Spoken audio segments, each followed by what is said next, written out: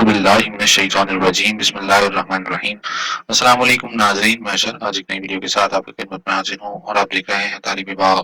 اس video میں آگے بڑھنے سے پہلے آپ ہمارے چینل کو سبسکرائب کریں، ہماری ویڈیو کو لائک کریں اور بیل آئیکن پر ضرور کلک کریں کہ ہر نئی آنے والی ویڈیو آپ تک بر وقت پہنچتی رہے۔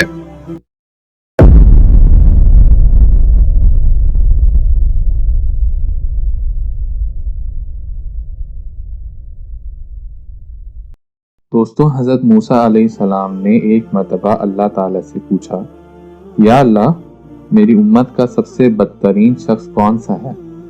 اللہ تعالیٰ نے فرمایا، کل صبح جو شخص تمہیں سب سے پہلے نظر آئے وہ آپ کی امت کا بدترین انسان ہے۔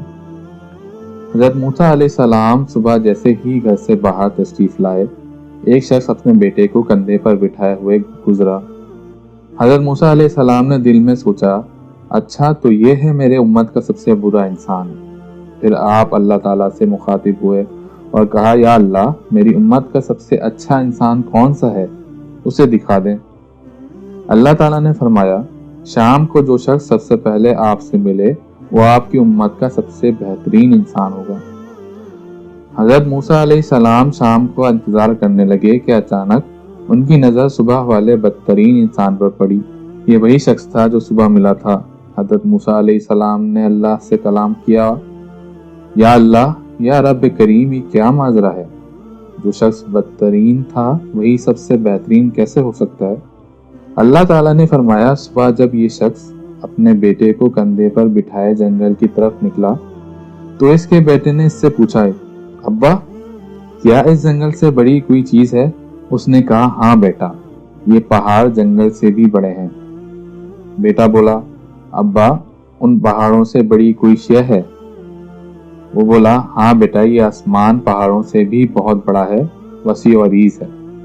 بیٹے نے ایک بار پھر کہا، ابا، اس آسمان سے بھی کوئی بڑی چیز ہے؟ باپ نے ایک سرد آہ بھری اور دکھ بھری آواز میں بولا، ہاں بیٹا، اس آسمان سے بھی بڑے تیرے باپ کے گناہ ہیں۔ بیٹا ایک بار بولا، ابا، تیرے گناہ سے بڑی بھی کوئی چیز ہے؟ باپ کے چہرے پر ایک چمک سی آ گئی اور بولا، ہاں بیٹا، تیرے باپ کے گناہوں سے بھی بہت بڑی میرے رب کی رحمت اور اس کی مغفرت ہے۔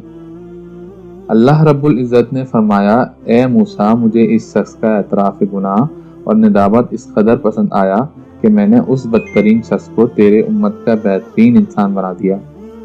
میں نے اس کے تمام گناہ نہ صرف معاف کر دیے بلکہ گناہوں کو نیکیوں سے بدل دیا۔ دوستوں، اپنے رب کے سامنے رونا اور اعتراف گناہ کرنا، عاجزی سے اس کے سامنے خود کو جھکا دینا بہت بڑا عمل ہے۔ رسول اکرم صلی اللہ علیہ وآلہ وسلم نے فرمایا، گناہوں سے توبہ کرنے والا ایسا ہے جیسے اس نے گناہ کیا ہی نہ ہو۔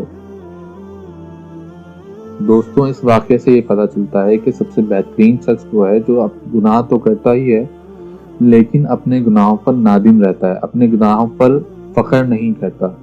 اپنے گناہوں پر ندامت مومن کی نشانی ہے اور اپنے گناہوں پر فخر کرنا کفر کی نشانی ہے۔ اب تک کے لیے اتنا ہی۔ اپنے میزبان اشر علی کو اجازت دیں۔ السلام علیکم ورحمۃ اللہ۔